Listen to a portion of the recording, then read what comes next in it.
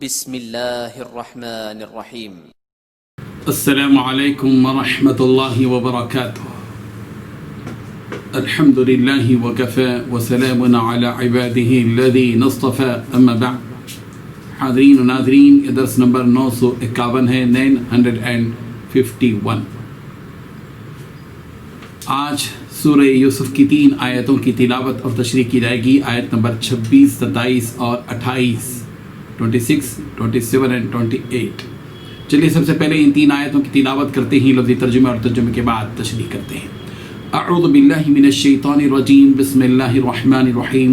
قال هي راودتنی عن نفسی وشهد شاهد من أهلها إن كان قميصه قد من قبل فصدقت وهو من الكاذبين وإن كان قميصه قد من دبر فكذبت وهو من الصادقين فلما رأى قميصه قد من دبر قال إنه من كيدكن إن كيدكن عظيم. لفظی ترجمہ یوں ہے، قال یوسف نے کہا، ہیا اسی نے راودتنی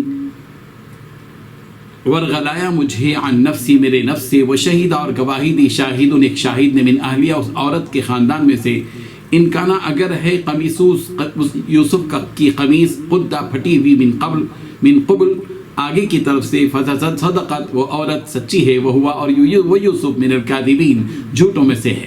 وہ ان کانا اور اگر ہے، قمیصوس یوسف کی قمیص، قدہ پھٹی ہوئی، من دبرین پیچھے سے، فکذبت تو وہ عورت جھوٹی ہے، وہ ہوا اور وہ یوسف من الصادقین سچوں میں سے ہے.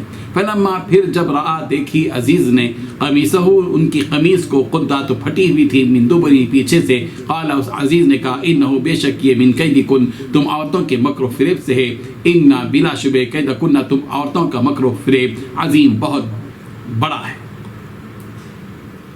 یہ ترجمہ یوں ہے، یوسف نے کہا کہ اسی نے مجھے مائل کرنا چاہا تھا، اور اس کے قبیلے میں سے ایک فیصلہ کرنے والے نے یہ فیصلہ دیا کہ اگر اس کا کرتا آگے سے پھٹا ہوا ہے تو یہ سچی اور یوسف جھوٹا، اور اگر کرتا پیچھے سے پھٹا ہو تو یہ جھوٹی اور وہ سچا.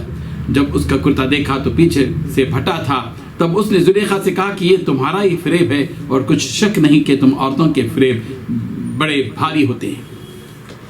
ان 3 آیتوں میں 7 باتیں بتلائی گئی ہیں. پہلی بات، حضرت یوسف علیہ السلام نے کہا کہ اسی عورت نے مجھے مائل کرنا چاہا تھا. دوسری بات، اس عورت کے قبیلے میں سے ایک فیصلہ کرنے والے نے فیصلہ دیا. تیسری بات، اگر یوسف علیہ السلام کا کرتا آگے سے پھٹا ہوا ہے تو یہ عورت سچی اور یوسف جھوٹا ہے. چوتھی بات، اگر یوسف علیہ السلام کا کرتا پیچھے سے پھٹا ہو تو یہ عورت جھوٹی ہے اور یوسف سچے ہے. پانچویں بات، جب اس کا کرتا دیکھا تو وہ پیچھے سے پھٹا تھا. چھٹویں بات، تب اس نے کہا کہ یہ تو تمہارا ہی فریب ہے. ساتویں بات، اور کچھ شک نہیں کہ تم عورتوں کے فریب بڑے بھاری ہوتے ہیں.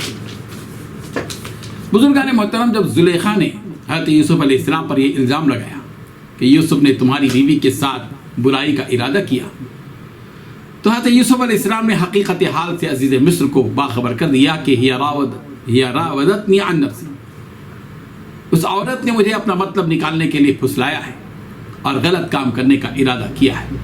حضرت یوسف علیہ السلام کے سر سے پتہ چلا کہ اگر کوئی شخص کسی پر تہمت لگائے تو اپنی برات کے لیے اور دفاع کے لیے حقیقت حال کا بیان کرنا بزرگ کے شان کے خلاف نہیں ہے.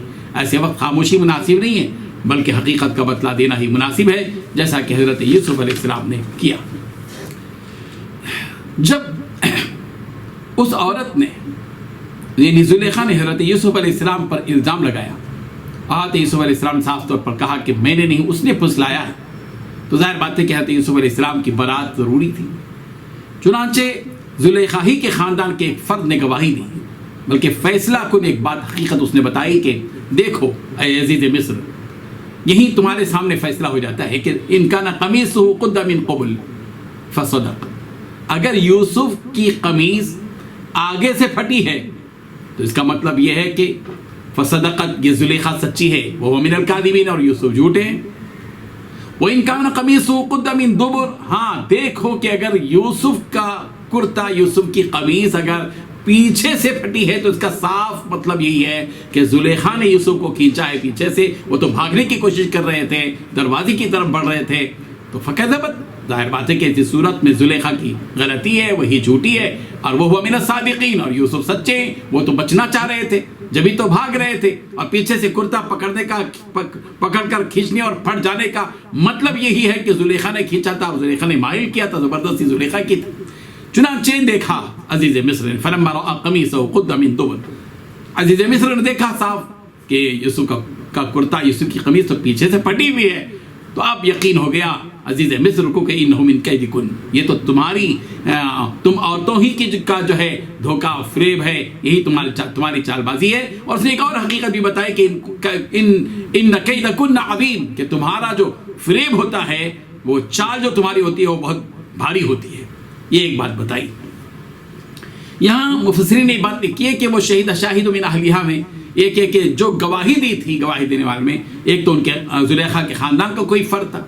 बाद मुफस्सिरीन ये कहते हैं कि एक गहवारे में बच्चा था और उस बच्चे ने बोलना शुरू किया, बच्चे ने कहा और गवाही दी। जाहिर बात है कि अल्लाह तबारक व तआला की कुदरत है, जैसे हज़रत ईसा अलैहिस्सलाम ने गहवारे में बात की, इसी तरह क़ाल इन्नी अब्दुल्लाह आतानियल किताब, बिल्कुल इसी तरह अल्लाह तबारक व तआला ने हज़रत यूसुफ अलैहिस्सलाम की बारात के लिए छोटे से नौखेज़ बच्चे से, नौमौलूद बच्चे से की ज़बान से कहलवाया, और उस बच्चे ने ये जुमले कहे और फैसला कुल हकीकत बताई। बहरहाल ये इसके बाद क्या होता है इंशाअल्लाह इसको हम अगले दर्स में बताते हैं। व आखिरु दाअवाना अनिल हम्दुलिल्लाहि रब्बिल आलमीन।